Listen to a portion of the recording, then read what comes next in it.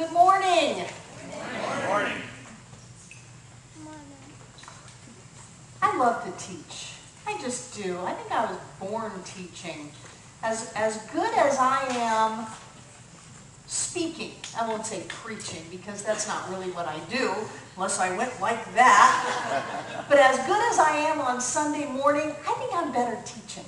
I think I'm better in that other room with my whiteboard and my stick figures and going through the assignments and really being able to pick this teaching apart.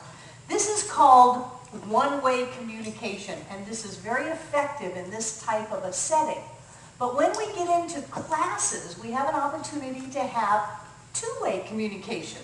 That means people can raise their hand and ask questions, and from there it evolves to multi-directional communication, because then someone may have a comment about what someone asked or what someone said, and all of a sudden we have access to more information and more experience than you just get with me, although what you get with me is pretty darn good.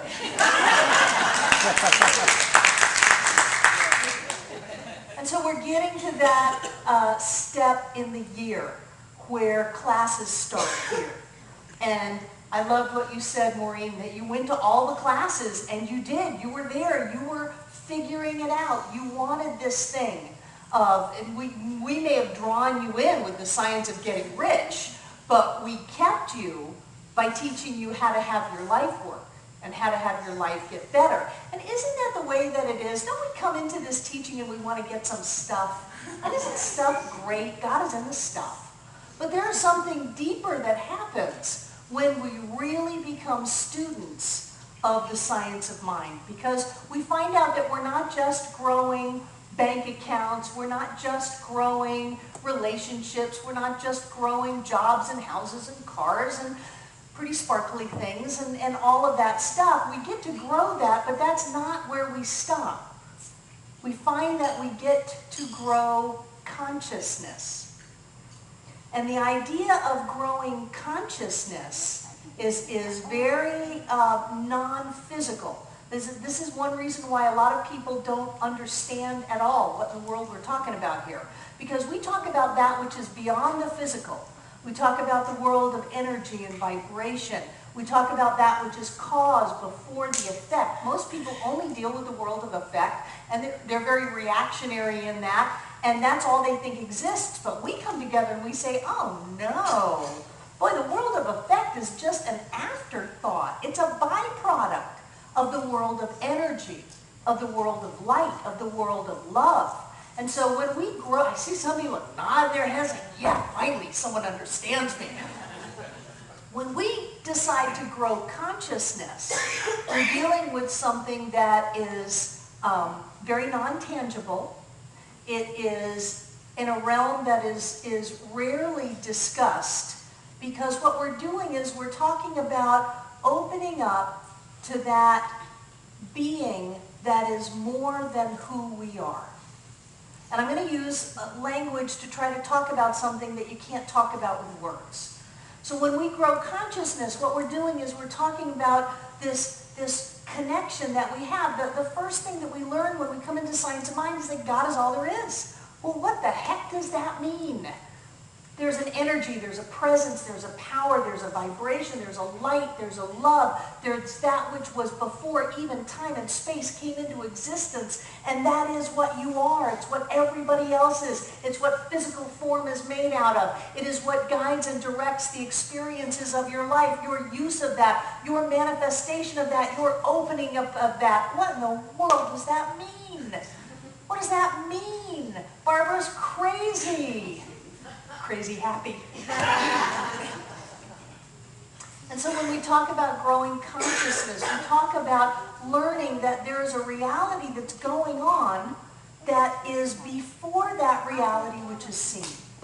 That actually everything that is seen is, what did Abraham call it? Abraham, the group of, now you know I'm crazy, the group of non-physical entities that is channeled through the woman named Esther Hicks. Abraham says that whatever is happening in our lives is old news, because it's a manifestation of the energy that came before. And then our job is to focus on the energy, the vibration, the awareness, the consciousness that is us, so that the manifestations that follow will be more in alignment with that new cause. Do you see why we need classes?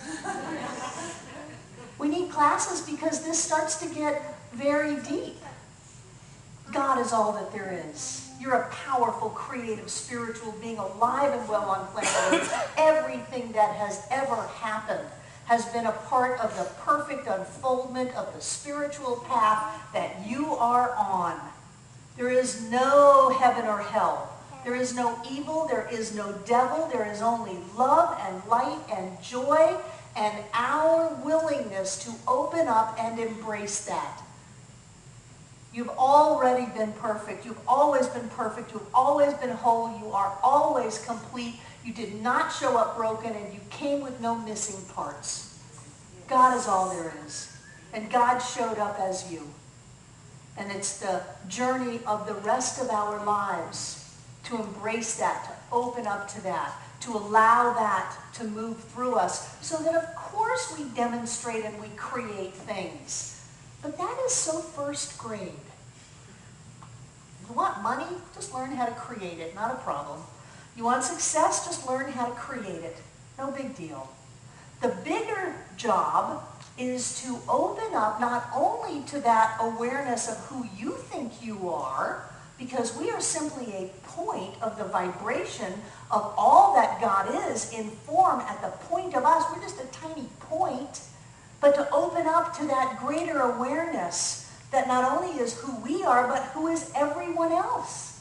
Everything else, everywhere else. And that's just one dimension of time and space. Do you know that they say there are all kinds of other universe layers than the one we happen to be focused in? And that's universe layers. There are things even that don't even have anything to do with universe layers. It's so big and so out there that we don't even have the ability to put a word on it or a concept. That's how big we are. And so we open up to this idea of learning. When I say be who you have come here to be, you came here to be a being of light and love. You are all of the power of life itself in form as you. You are God in form as you. And in the words of Charlie Shepherd, we have to act like it.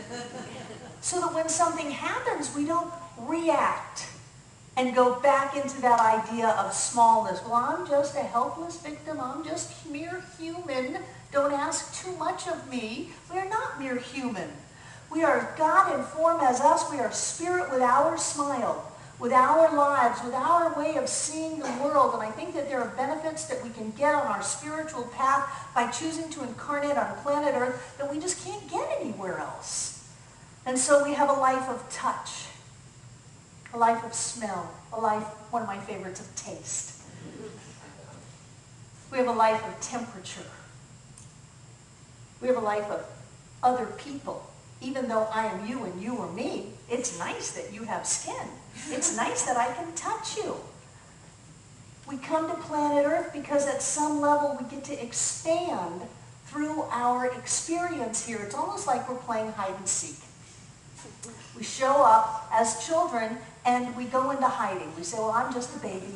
I'm just in physical form. I'm just here and you're over there. And then our whole life is spent seeking that which is the truth of us until we get a glimpse of it, and people call it an epiphany, they call it a peak experience, they call it enlightenment, because we just saw beyond the veil of physical form to see each other clearly. That's growing consciousness. That's growing consciousness, and I would trade that for all of the money and the things ever available to me. Because when we develop that awareness of who we are, it is so big. It is so great that not only does it transform our life, but it transforms the lives of everyone else. I am not here to be this lone person on planet Earth just to get mine. There are 7 billion of us. Soon, it's going to jump to 9. We're going to go right over 8. The next time you hear about an amount of people on planet Earth, it's going to be 9 billion. That's how fast we're growing. We're not here to be all by ourselves. We're here to be in this together. And when we open up our eyes clearly, what is it? One of Daniel Nahmad's songs, we close our eyes so that we can clearly see. When we open up our inner eye to be able to see what's really going on in this world, we just get blown away. This is me? This is really me? This is really you? Yes. And so we learn. We learn that we are creating our reality, that it's our thoughts, our feelings, our words that set the law in motion, and that we manifest that which we have. We learn that everything in our life is a manifestation of us. So we can no longer say it's a manifestation of them. They manifested that in my life. No, they didn't. They said boo to me and I crumbled. Well, my crumbling was my business. My crumbling was my business. My reaction is my business. My experience, my take on something is my business, not theirs. We can no longer blame anybody else because we know it is us that is manifesting, but we're not going to stay there. We're not going to stay at the level of let's just create our reality. Let's move beyond that. Let's have a spiritual experience on planet Earth. Let's bless something until the blessing shows up. Let's learn how to be alchemists and take that which we thought was one thing and turn it into something else. That's the way I want to use this teaching. Ernest Holmes says, transcendence transmutes. It does not rectify. If you're going to rectify something, you've got two things, the world of duality. We're already out of God is all there is. The world of duality, you've got to work it out. You've got to rectify it. That's not transcendence. That's working a deal. Working a deal, having a scheme, fixing it. There's nothing broken to be fixed. Transcendence, rising in consciousness, transmutes the very nature of that which we thought was a problem. And so that which we thought was a problem turns into a blessing. That which we thought was a person who was bothering us turns into a gift. That which we thought was a breakdown turns into a breakthrough because we transcend, because we rise above. Now, you're not going to be able to rise above if you can't pay your rent. So it's my job to teach you how to manifest using the tools of this teaching so that you can have your life work. But God, don't stop there. Let's not stop there. Let's rise above. And to rise above, sometimes we have to look within. One of the things I love to teach about is beliefs. I don't have that belief. Oh, yes, you do. It's in your driveway. It's in your house. It's in your bed. It's in your body. It's in your bank account. That's your belief. Your belief is made manifest. And one of the things we look at is hidden beliefs. I didn't know I had that belief. Well, of course not. That's why it's hidden. But the way you can tell what your hidden beliefs are is what have you manifested? What have you got going? Well, I value myself highly. Great. How much money do you have? Oh, I don't have any money, but I value myself highly. If you don't have any money, you don't value yourself. You don't have worth within yourself. If you have worth within yourself, you have worth on the outside. I love myself. Great. How are your relationships? Well, they're terrible. People don't understand me. People don't like me. And you know, men are all that way or women are all that way. No, if you really loved yourself, you would have that manifest in your world. Those are hidden beliefs. Those are things that we dig out and we look at. And sometimes it's a lot of fun and sometimes not so much. You know, if we have a reoccurring issue in our lives, it's because we're the one bringing it to the table. Did you ever do a geographical cure? I've done that a lot. Maybe if I move 4,000 miles away from my problem, it won't chase me. I didn't realize I was the one carrying my problem with me. There it was. Well, I'll divorce that person. Maybe I'll find somebody better. There's my problem. There it is right in front of me. Until I could bring it out and look at it and try to connect these two ideas that we are growing consciousness. We are powerful spiritual beings of light and love. That's it, just light and love. Just light and love. And then we got to deal with, well, what are these things inside of us? Things that I picked up along the way. Things that I believed about myself. Things that I believed about the world. And how can I bring those two together? How can I stop living in the world that says there's not enough and I'm not okay, and move into the world that says, of course I can manifest whatever I want. If I need money, like Jesus said, I'll put my hand in the fish's mouth and just take out the coin and pay for whatever it is I need to pay for.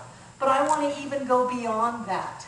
I want to lift not only my own consciousness, but I want to lift the consciousness of everybody around me. I want us to grow something that people think we're crazy about, even for bringing it up. I want us to grow a way of seeing the world, a way of being in the world, an energy, a vibration, an essence of life that then creates a different world.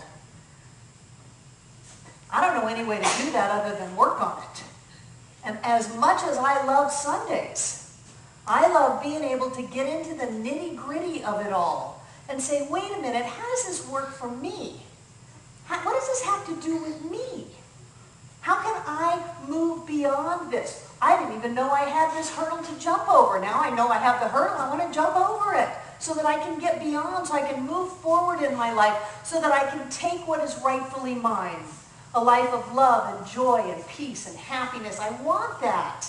I want that. But you know, if you don't know that there's a problem, you can't do anything about it. That's a basic 12-step tenet. That until you admit there's a problem, you're going to be stuck in the problem. Not that it's a problem, because there are no problems and nothing is broken and everything is always perfect. Do you see how we can drive ourselves crazy? We have to live in these two different worlds. We look around at our lives and say, I know that I deserve to have more out of this experience called life. I chose to incarnate as this incredibly powerful being of light and love. And I chose to move into a world that has color and texture and sound and temperature and taste and touch. I chose to be here not to suffer, not to struggle. This is not a cosmic test of some very... think about it. The typical anthropomorphic deity of maleness. Up on the cloud with the robe, with the G, with the beard and the lightning bolts and the blessings and the temper and the disposition and the lack of ability of being able to get over it and move on. They call us crazy. Because we want to deal in the energy that precedes the creation to make sure that our creations are in alignment with the energy that we want. And then they're going around thinking about this guy that's watching them and wants to hurt. That's crazy. That's crazy. That's not the way life is. We decided to incarnate as powerful beings of light and love to enjoy, to love, to touch, to taste, to feel, to be in this incredibly beautiful planet. I don't know that there's another planet like this in the entire universe and beyond. I try almost every morning, I try to be up early enough to watch the sunrise almost every morning, because it just takes my breath away. A lot of times I forget that I'm trying to watch the sunrise, and I walk up the stairs in my house to go make coffee, and the whole side of the stairwell are windows facing east. And I'll often just stop right in my tracks because it is so beautiful. We showed up in this life to experience the beauty of it. We are here with each other, not to fight with each other, not to kill each other, but to love each other and to experience the deep joy that we can have by loving another person. Don't limit yourself. Love more than one. And yet if we don't know that that's possible, then how are we ever going to do it? Except, you know, there's that little voice inside of most of us. It's always been there. It's always been whispering in our ear, there's more to life than this. There's supposed to be something more here. I'm here for something different. I don't know what happened. I think I got the wrong ticket to the wrong movie, but I'm here for something different. There's that part of us that always knew. And so we begin to explore that. We come to a place like this and say, oh my God, they're saying things that I didn't even know that I believed, but now that I've heard them, I believe that. I always have believed that. And there are other people that believe that, so that we can do it together, so that we can look at ourselves and do whatever we need to do to grow. We had wonderful practitioners up here last Sunday. And each and every one of them talked about the years of classes that they went through. They talked about all of the self-assessment, all of the change, all of the requirements to let go of the way of seeing the world that doesn't work and embrace a way that works. You know, you cannot continue to get angry with people if you expect to live in a peaceful world. And so I'm choosing peace. Let there be peace on earth and let it begin with me. And then someone shows up in my face to get me angry. That's my creation. First of all, I cannot blame them. Secondly, I cannot see it as a bad thing. I have to bless it until I get the blessing out of it. I have to see them as God in form, a powerful being of light and love that loved me enough to show up and piss me off. Thank you. Thank you. Until I can open up to that aspect of me that transcends conflict and can see the light and the love, and that's all that I see. And then my past experience is but an afterthought of a previous talk, and my new experience is in alignment with where I've just gone. And I live in a world of love. That's growing consciousness. I cannot do it if I'm afraid. I cannot do it if I'm lazy. I cannot do it if I'm wimpy. This being a spiritual being on a spiritual path requires a lot from us. It requires us to open up to new ideas, maybe different from anything we've ever heard, to learn that there's a different way of being alive on planet Earth, of being what other people call human, we call God. And then we grow. And did you know that sometimes growing is just great, and sometimes not so much? I love the analogy that when you put a seed in the ground and it begins to grow, the first thing that comes up, my students, is a little dirt. A little dirt comes up. If you ever watch a plant, before that little green leaf comes popping up to greet the sun, a little dirt gets pushed up. Why? Because it was under the dirt. And so when we have a little dirt come up, when we have something happen in our lives, when we're looking at something and saying, that's not the way I thought it was supposed to be. I thought I was just supposed to be able to be a spiritual couch potato all my life and just manifest that which I wanted. Well, if you don't have it yet, there's some growing to do. Because in order to have more, you must first become more. And so a little dirt pops up. And you go, yay, I am up to this. I am growing. I am changing. And as you grow and change and begin to embrace a different way of being, a way that says, oh, money is something we need to have handled. Relationships, of course, that's something that we just need to have handled. Physical health, yes, that's something that we just need to have handled. Success and joy in life, those are givens. We handle that so that we can springboard forward into a greater dimension of reality. And then our lives just get better and better and better. You cannot learn about spiritual principle and that you are a powerful being without growing. And you cannot grow without having your life get better. It all starts with beginning to embrace a new reality of who you are and what's going on. And when you do that, growth is inevitable. And the outpicturing of that growth is simply the logical consequence of spiritual law coming into manifested form. You are a powerful, creative, spiritual being, alive and well on planet Earth. Don't let anybody tell you different, even if it's the voice in your head. God showed up as you. That's all that there is, and so it is.